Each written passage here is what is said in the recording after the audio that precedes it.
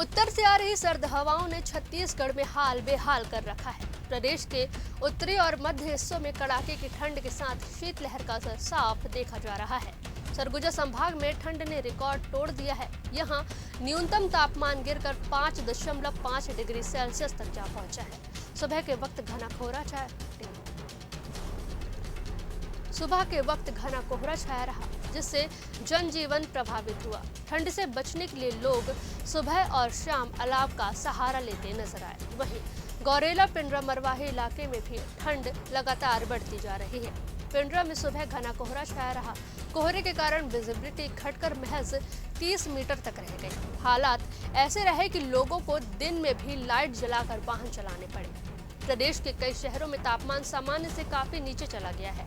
राज्य के 6 शहरों में रात का तापमान 10 डिग्री से नीचे दर्ज किया गया है। वहीं मौसम विभाग का कहना है कि फिलहाल राहत के आसार नहीं है। अगले 2 दिनों तक न्यूनतम तापमान में कोई बड़ा बदलाव नहीं होगा।